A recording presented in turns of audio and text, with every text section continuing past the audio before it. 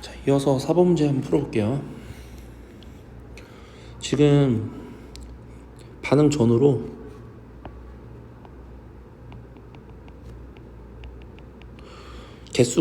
총 개수가 변하지 않는 반응식이네요.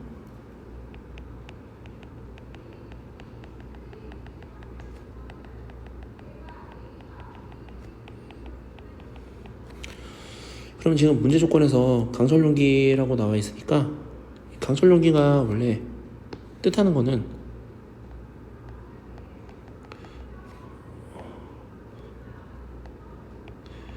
얘가 부피 일정 조건을 지금 주고 있습니다. 즉 반응 전후로 부피가 바뀌지 않는 상황입니다. 그랬을 때 이상기체 상대 방정식을 한번 써보면 이상기체 상대 방정식은 충분히 나올 수가 있습니다. 이게 보이르 법칙과 샤르르 법칙, 아보가드로 법칙 세 개를 묶은 거라서 PV는 NRT 제가 이렇게 식으로 써볼게요. 그랬을 때 지금 반응 전후로 부피가 일정한 상황이기 때문에 V를 지워보겠습니다. 그리고 제가 상수 R도 지워볼게요. 그 다음 문제 조건에서 또 온도가 일정으로 나왔기 때문에 반응 전후 신경 써도 안 될 거를 한번 제가 지워볼게요. 그러면 지금 제가 제 맘대로 P를 N으로 취급을 할 수가 있습니다. 즉 N은 개수죠. 그럼 압력을 개수처럼 취급을 하고 수 있으니까 제가 반응식을 쓰고 개수처럼 한번 취급을 해볼게요. 그러면은 A 플러스 B는 문제에서 2C가 된다는 반응식이 있네요.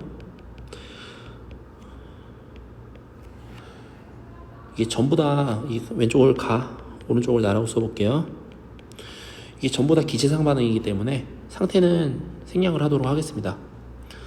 그랬을 때 A는 X, 초기에 Y, 반응 전에 Z, 반응 전에 0.2, XW라고 나와 있습니다. 이제 개수비를 쓸 텐데 이 개수비는 반응 전, 반응 후와는 전혀 상관이 없고 이 반응하는 동안만 상관이 있습니다. 따라서 개수비를 맞춰줘야 되는데 일단은 다 작성을 해보고 한번 맞춰볼게요. 반응 후 같은 경우에는 가 같은 경우에 0, 2-P, P라고 나와 있네요. 나 같은 경우에도 1-P, 0, P라고 나와 있습니다. 지금 한 개 반응물이 나와 있으므로 제가 0인 곳, 0인 친구에 맞춰서 반응식을 한번 써보겠습니다. 마이너스 X 개수 비율을 맞춰주기 위해서 플러스 EX, 마찬가지로 마이너스 X를 먼저 쓰고 개수 비율을 맞춰주기 위해서 마이너스 X 플러스 EX가 됩니다. 그러면 지금 문제에서 반응 전을 물어봤기 때문에 반응 전 전체 개수분의 특정 기체의 개수만 구하면 될 것 같습니다. 그럼 전체 개수 같은 경우에는 지금 반응식 특성상 반응 전후 총 개수가 일정한 반응이므로 반응 후는 총 개수를 구하기가 좀 쉽네요. 압력을 개수라고 보자고 했으므로 총 개수는 2개, 총 개수는 1개가 됩니다. 반응 전후에도 마찬가지로 같아야 되기 때문에 총 개수가 하나, 얘도 마찬가지로 반응 전에도 총 개수가 2개가 되어야 합니다. 따라서 1번 같은 경우에 나에서 A의 몰 분율은 전체 개수분의 1이죠. A니까 0.2죠. 죄송합니다.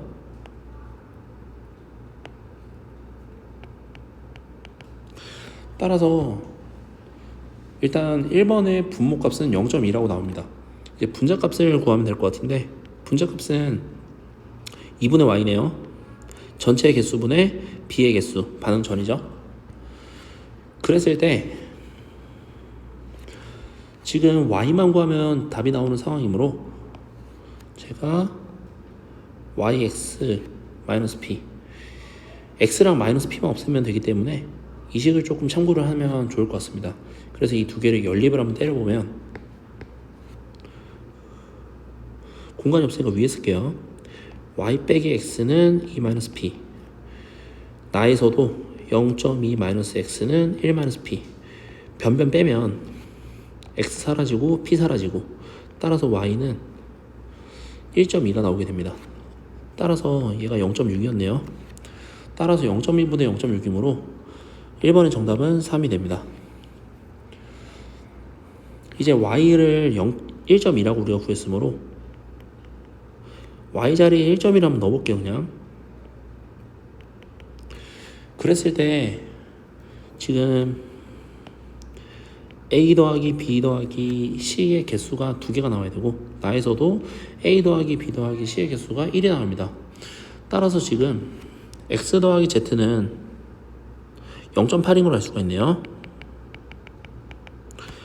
마찬가지로 나에서 x 더하기 w는 0.8인 걸 알 수가 있습니다.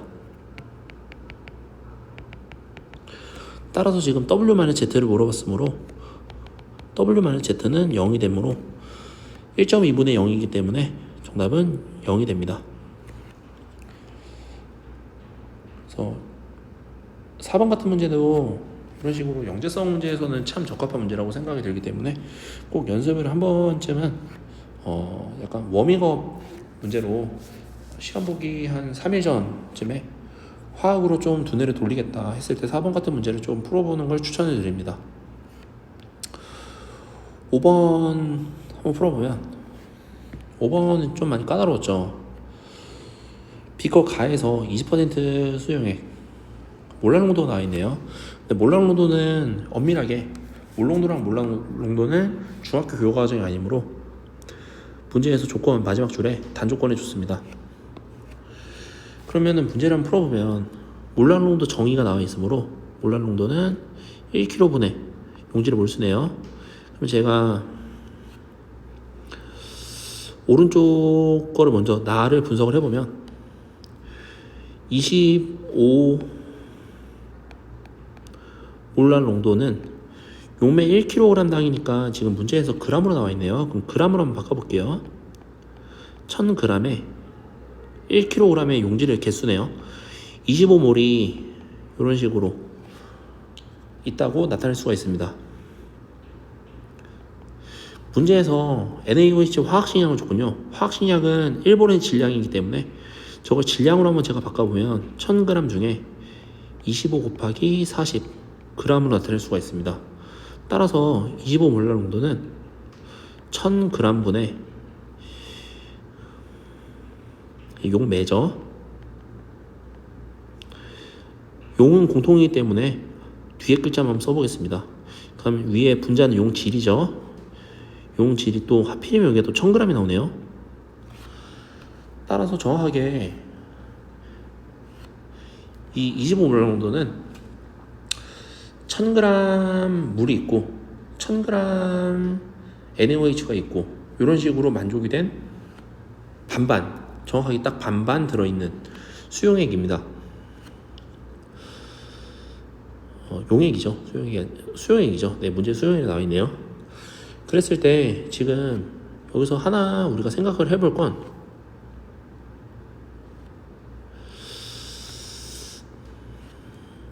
이 농도는 얘는 조금 정리를 한번 해볼게요.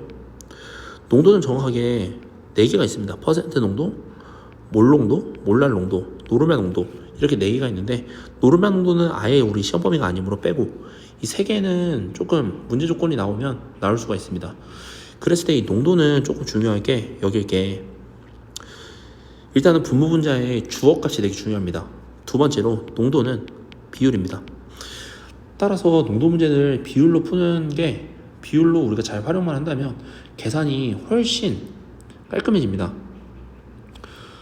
지금 25몰 농도를 맞추고 있고 얘가 지금 물이랑 용질이 지금 반반 들어있는 상황이므로 따라서 NaOH 실제는 용질이랑 용매가 반반 들어있어서 총 400이 나와야 하므로 200g, 200g이 됩니다. 참고로 중학교 때 배우지만 한번 적어볼게요. 용질과 용매가 섞여서 그걸 용해라 그러죠. 그래서 용액이 됩니다. 꼭 알아줘야 돼요. 정확하게 얘가 소금물, 예를 들면 소금과 물이죠. 소금물입니다. 따라서 지금 용매, 용질을 우리가 구분을 하고 있습니다. 마찬가지로 NaOH도 한번 정리를 해볼 텐데 지금 20%라고 나와 있습니다. 그럼 20%이 농도는 그래 20%를 바로 해볼게요. 퍼센트 농도는 용액의 질량,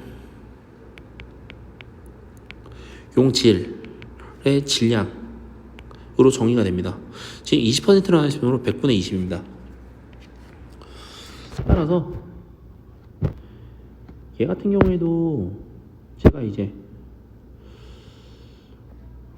비율 값이기 때문에 바로 요게 비율로 만족을 해버렸습니다.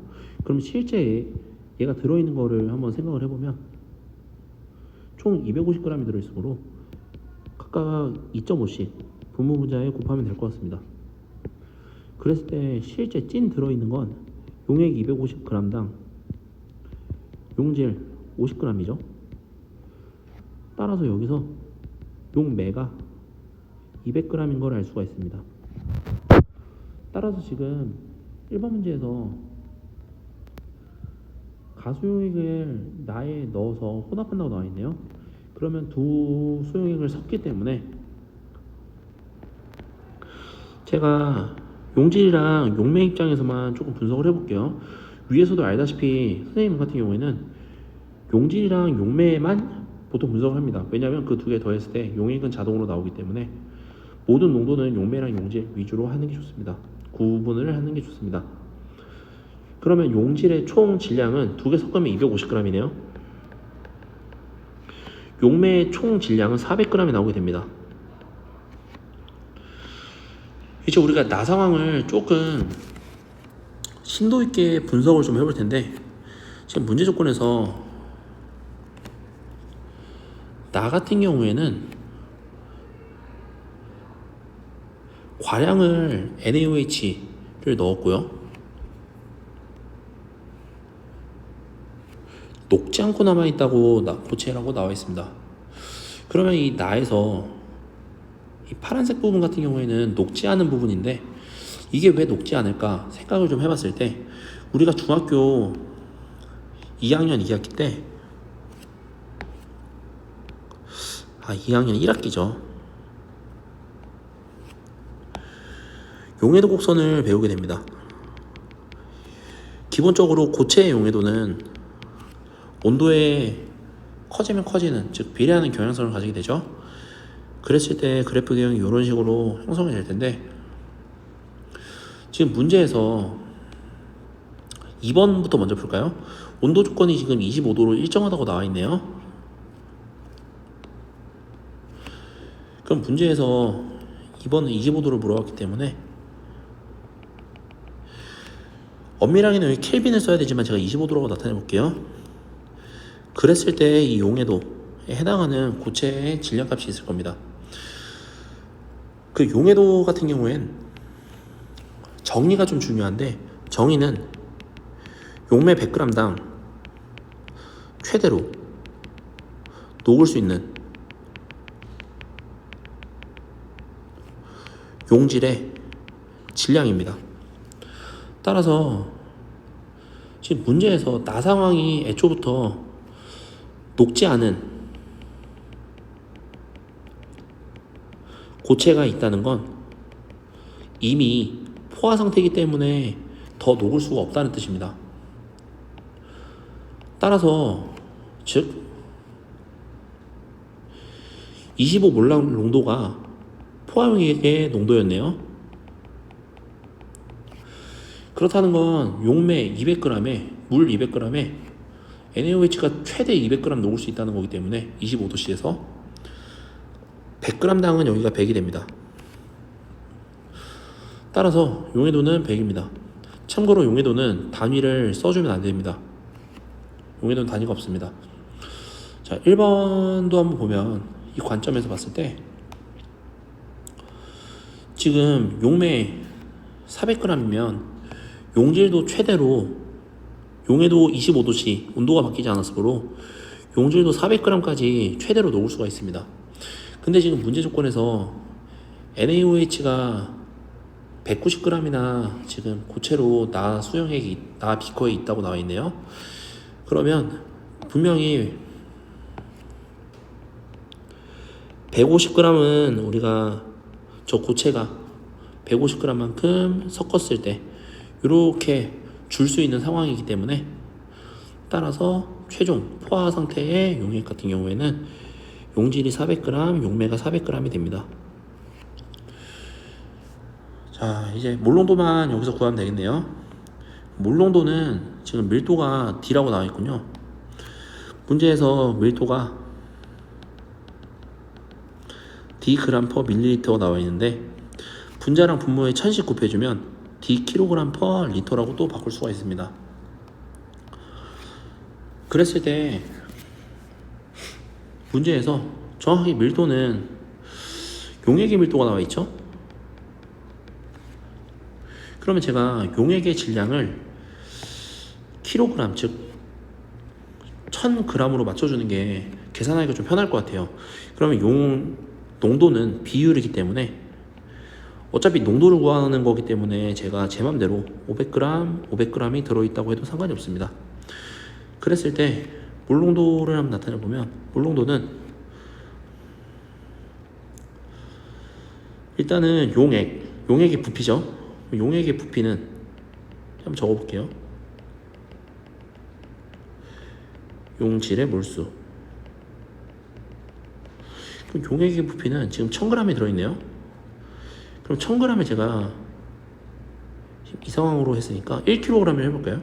그럼 1kg이기 때문에 1kg 곱하기 제가 D분의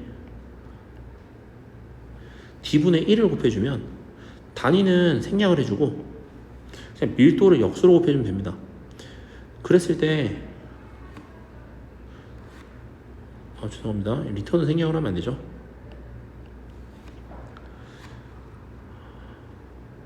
그랬을 때 이제 용질의 몰수를 한번 써보면, 용질의 몰수 같은 경우엔 지금 500g에 들어있는,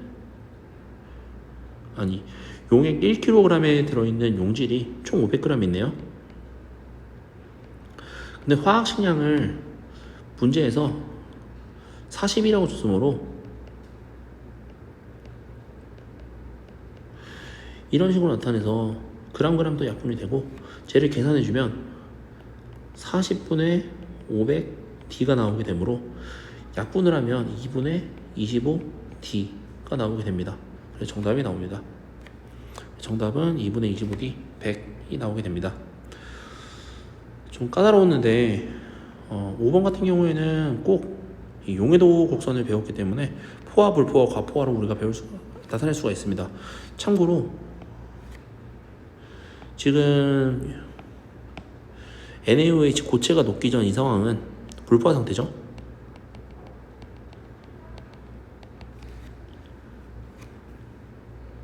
그래서 포화로 만들었습니다. 다음 문제 한번 풀어볼게요. 반응식이 나와 있네요. A 더하기 B의 개수는 모르고 EC가 됩니다. 밑에다 써볼게요. A 더하기 B의 개수는 모르고 EC가 됩니다. 지금 전부 다 기체상 반응이기 때문에 상태는 다 생략을 하도록 할게요. A 더하기 D는 2네요.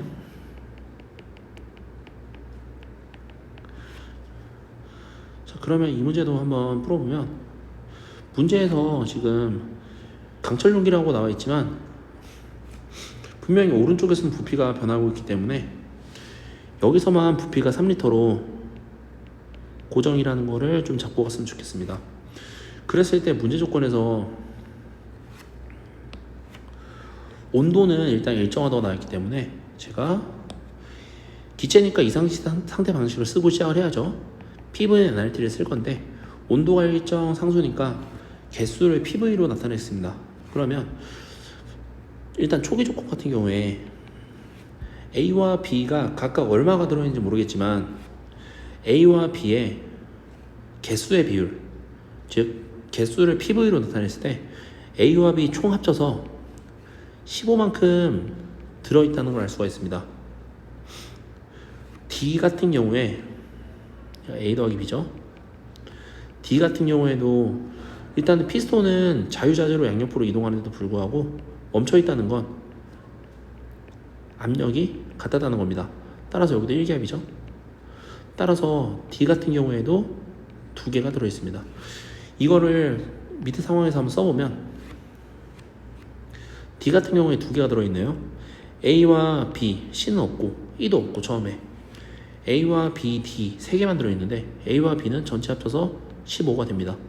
얘도 마찬가지로 양론이기 때문에 이런 식으로 반응 전, 반응 후 세 줄 맞춰서 이제 계산을 한번 해볼 텐데 이제 문제 조건을 한번 확인해 볼게요. 첫 번째 실험 결과에서 나에서 B가 모두 소모되었다고 나와 있네요. 그럼 나에서 B가 모두 소모되었으니까 지금 반응 후가 0인 걸 알 수가 있습니다. 지금 나가 콕을 열지 않고 반응이 돼서 반응이 완결이 된 거죠. 나에서. 그랬을 때 압력이 바뀌었군요. 그럼 압력이 3분의 7로 바뀌었기 때문에 얘는 반응 전이고 반응 후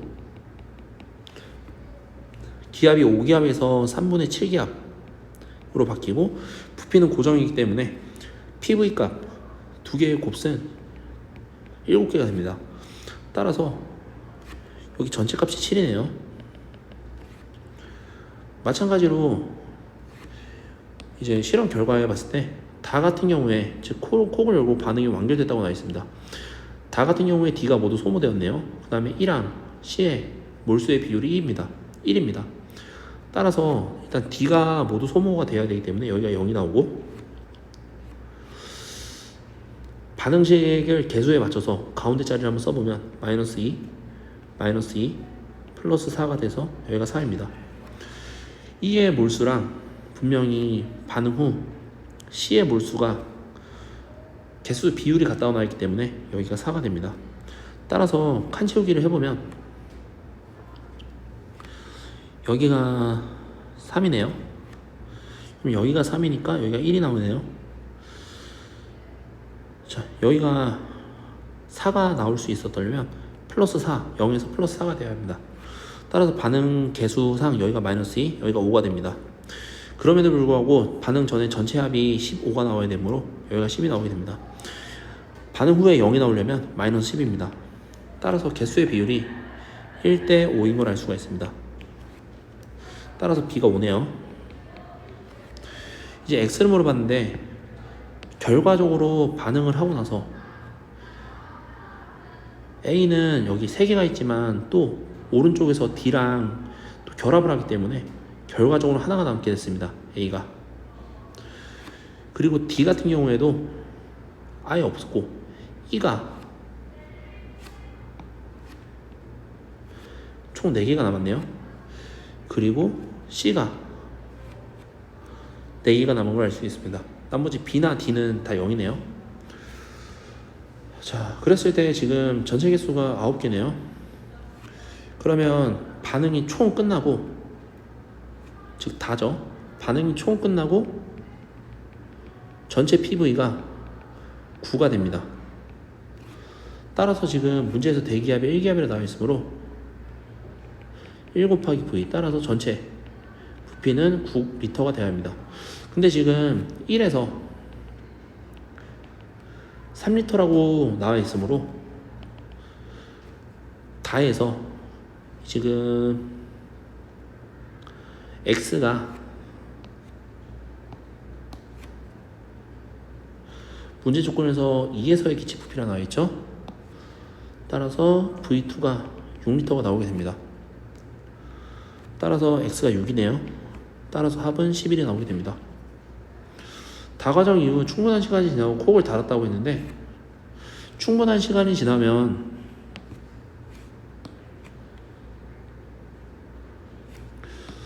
충분한 시간이 지나고 여기다 한번 비춰놓은 거 볼까요?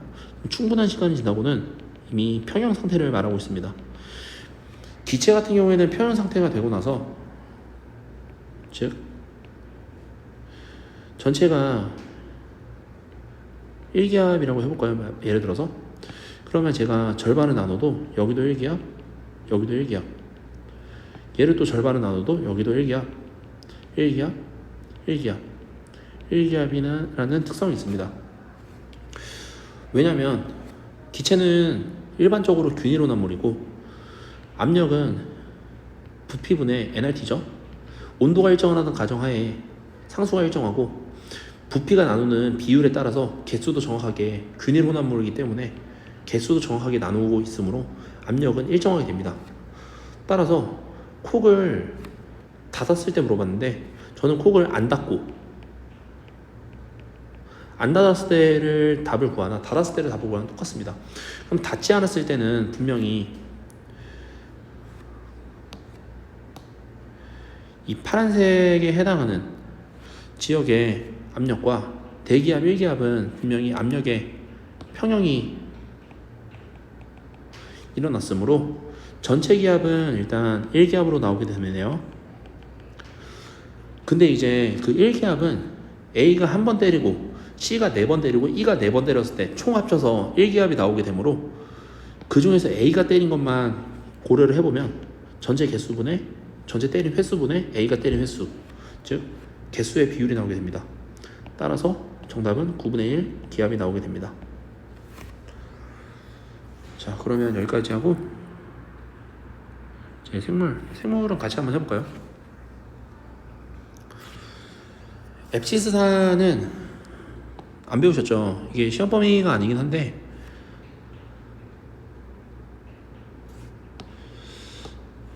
시험 범위가 아니니까 문제에서 제시문으로 줬습니다. 앱시스산은 기공을 개폐하는 호르몬이라고 나와 있고요. 이제 실험의 목적이 나와 있는데 얘가 좀 중요하니까 얘는 조금 빨간색으로 한번 제가 나타내 볼까요? 그러면 지금 토양의 수분 조건, 아이고 죄송합니다.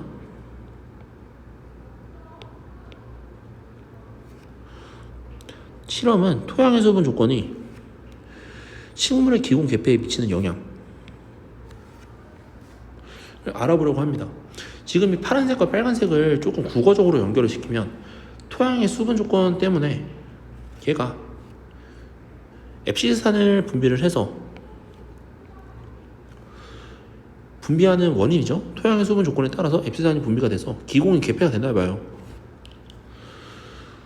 자, 그래서 쭉쭉쭉 실험 과정이 나와 있고 바로 증산 속도를 물어봤는데 증산 속도는 일단은 당연히 물이 날아가는 속도이기 때문에 기공이 클수록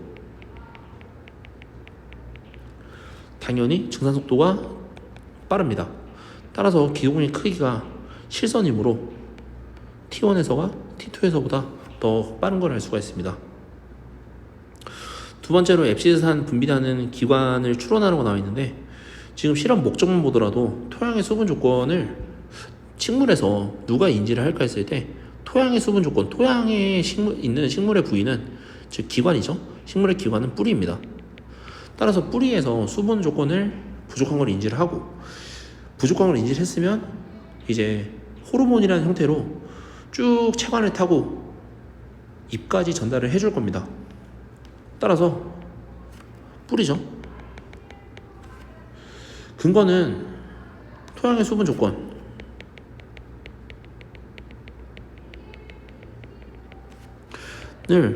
인지를 해서 앱시스산 분비를 해서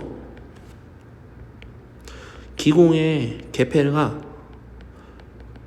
조절 된다고 문제 위에 다 나와 있습니다. 위에 다 나와 있기 때문에 이거를 써주시면 됩니다. 다음 문제 한번 풀어볼게요. 8번 혈장 내 포도당 농도 신장에서 일어나는 여과 제흡수 배설이라고 나와 있네요. 근위세뇨관에 보니까 포도당 농도가 점점 가면 갈수록 줄어든 걸 알 수가 있습니다. 그 이유는 제흡수죠. 그래서 상대적 농도가 여기서는 0인데 즉 내려가는 상황은 지금 포도당이 제흡수가 되고 있구나. 그리고 여기서는 100% 제흡수가 됐으므로 농도가 없구나. 용질이 0이구나 를 알 수가 있습니다. 세뇨관 상피세포도 이거 술잔세포라고 이런 식으로 생겼습니다. 그럼 바로 1번 나지점에서 A에서 세뇨관 상피세포의 포도당 농도와 혈장 상피세포의 포도당 농도 혈장이면 0이죠. 혈액은 혈구와 혈장으로 되어 있습니다. 포도당 세뇨관의 상피세포는 여기죠. 그러면 지금 포도당 같은 경우에 지금 포도당이 보면 여기 있었겠죠? 그럼 이 포도당 같은 경우에 별다른 조건 없이 이런 식으로 그냥 나오므로 여기가 고농도, 여기가 저농도인 걸 알 수가 있습니다. 참고로 포도당은 지금 간단하게 그냥 우리 상식으로 이렇게 농도차를 통해서 이동을 시키는 걸 채널이라 그러는데, 그 중에서도 글루코스, 포도당을 수송하는 채널의 이름을 글러트라고 합니다. 그래서 글러트는 종류가 되게 많아요. 뒤에 숫자가 몇 개가 여러 개가 오는데 종류가 되게 많습니다. 어쨌든 얘는 단순확산입니다. 죄송합니다. 단순확산이 아니라 수동수선 중에서도 확산입니다. 수동수선이죠.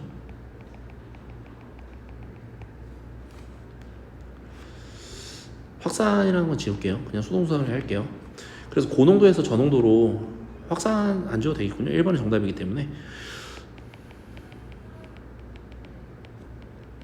그래서 1번의 정답은 농도가 고농도에서 저농도로 농도차에 의한 확산이 됩니다.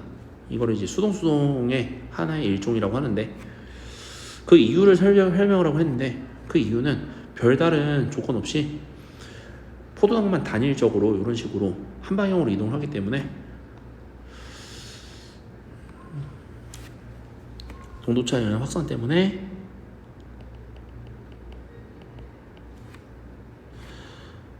세뇨관 상피세포가 혈장보다 농도가 높다입니다. 나에서 그래프가 만족됐으니 이유를 B를 통해서 쓰라고 했는데, 지금 나를 보니까 포도당이, 즉 세뇨관 액이면 지금 제흡수겠네요. 오줌이죠. 여기가 오줌. 지금 포도당이 단순하게 들어오지 못하고 분명히 나트륨이랑 같이 들어오는 걸 알 수가 있습니다. 따라서 나트륨이 없으면 포도당이 못 들어옵니다. 따라서 지금 이거를 이제 참고로 공동수송이라고 전문용어로 말을 하는데, 심포트죠. 그것까지는 알 필요가 없고, 그럼 나트륨이 분명히 어떻게 들어올 수 있을까 했을 때, 나트륨은 분명히 여기가 농도가 이 지점이 어떻게 될지 모릅니다. 근데 지금 항상 칼륨 때문에 나트륨이 이게 항상 작동하고 있고, 이거를 원래는 전문용어로 나트륨 칼륨 펌프라고 합니다. 이 나트륨 칼륨 펌프는 죽을 때까지 계속 1초도 쉬지 않고 계속 일어나기 때문에 나트륨을 항상 계속 빼오는 역할을 합니다. 따라서 나트륨의 농도가 여기 좀 줄어들겠네요. 따라서 나트륨 농도가 상대적으로 오줌이 많기 때문에, 많아지기 때문에 나트륨이 오줌에서 이런 식으로 들어오면서 포도당을 손을 잡고 같이 내려오게 됩니다. 그래서 분명히 포도당이 여기가 고농도에도 불구하고 여기에 농도랑 상관이 없이, 그러니까 확산이 아니에요. 여기는 고농도든 저농도든 간에 상관이 없이 나트륨 농도만 유지가 되면, 높은 쪽에 낮은 쪽으로 유지만 되면 포도당 농도와 상관없이 포도당이 한 개여도 들어올 수가 있습니다. 따라서 얘 때문에 100% 제흡수가 가능한 거죠. 따라서 그래프가 만족됐을 이유는 B에서 나트륨의 이 농도차, 형성된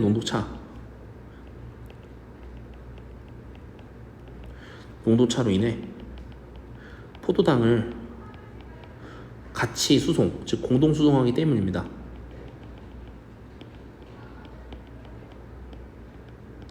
포도당의 농도랑 상관없다가 핵심입니다.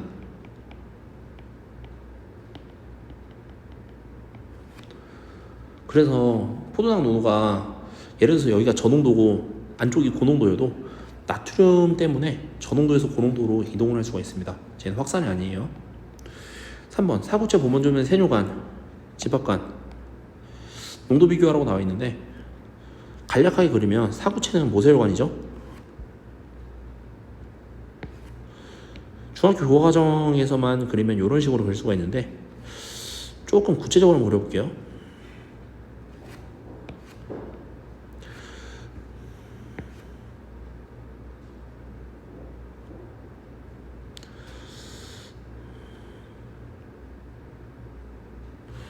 이런 식으로 그렸을 때 보먼 주머니에서, 여기가 보먼 주머니죠. 보먼 주머니에서 가까운 쪽을 가깝다 해서 근위, 세뇨관, 여기를 원위, 세뇨관이라고 합니다. 그러면 일단 여과가 일어날 텐데, 이 여과가 일어났을 땐 특정 물질, 여과가 되는 특정 물질, 예를 들어서 포도당 농도는 혈액에서의 포도당 농도가 단위로 이렇게 써볼게요. 정확하게 일치를 합니다. 참고로 여과가 일어날 때 이제 사구체랑 보먼 주머니 농도가 지금 동일하기 때문에 제가 요소도 마찬가지겠죠. 요소의 농도도 요소도 여과가 되기 때문에, 즉 즙자는 거예요. 그럼 요소도 여과가 되기 때문에 사구체랑 보먼 주머니의 농도는 동일하게 형성이 됩니다. 그리고 보먼 주머니에서 세뇨관으로 오면 올수록 물이 재흡수가 됩니다. 참고로 이 검정색은 오줌이 지나가는 관이라서 우리 몸이 아니고, 우리 몸은 피죠. 그래서 이런 식으로 물이 흡수가 되는데, 여기서도 물이 여기서는 좀 많이 흡수가 됩니다. 정확하게는 이제 항잉 호르몬이 원위세뇨관에 작용하기 때문에. 그러면은 지금 요소를 물어봤으니까 요소를 제가 주황색으로 한번 나타내 볼까요? 요소 입장에서는 분명히 요소가 여기서 이렇게 지나가면서, 이 농도를 물어봤으니까 농도는 뭘 농도라고 해볼까요? 용액의 리터분의, 용액의 부피분의 용질의 질량, 용질의 몰수, 이런 식으로 나타낼 수가 있는데, 분명히 지금 물이 엄청나게 많이 빠져나가고 있으므로 용액의 전체 리터는 엄청나게 많이 감소가 됩니다. 그렇다고 농도가 무조건 증가냐라고 할 수 없는 게, 용질의 몰수도 고려를 해봐야죠. 그럼 용질의 몰수는 정확하게 재흡수랑 분비를 고려를 해야 되는데, 요소 같은 경우에는 재흡수랑 분비가 둘 다 일어납니다. 따라서 근데 이 요소 같은 경우에 재흡수랑 분비가 일어나는 양이 이 물이 재흡수되는 양에 비해서 반대로 그렇네요. 한참 작기 때문에 차이가 상당히 심하게 됩니다. 따라서 분자값이 약간 증가, 약간 감소하는 게 분모값이 왕창 감소하는 것을 못 이깁니다. 따라서 전체값은 농도는 증가해야 됩니다. 따라서 근위세뇨관, 그다음 집합관이 원위세뇨관 옆에 있죠. 다음에 있죠. 집합관이 가장 멀리 떨어지므로 가면 갈수록 물이 계속 흡수가 돼서 이런 식으로 반대죠. 농도니까 집합관에서 가장 높게 농축액이 됩니다. 자, 참고로 이 여과를 조금 보면 같다고 해놨는데, 이게 실제 용액의 농도가 같냐 하면 용액의 농도는 당연히 사구체가 더 큽니다. 왜냐하면 여기는 여과가 되는 물질과 여과가 되지 않는 물질이 같이 있고, 여기는 여과가 되는 물질이 있기 때문에 용질의 개수가 분명히 차이가 납니다. 따라서 여과가 되는 물질끼리는만 비교를 하면 농도가 동일하지만 용액 전체 농도는 두 개 다 고려를 해야 되므로 용액 농도는 사구체가 더 크게 됩니다. 오늘 해설왕이 여기까지 하겠습니다. 고생하셨습니다.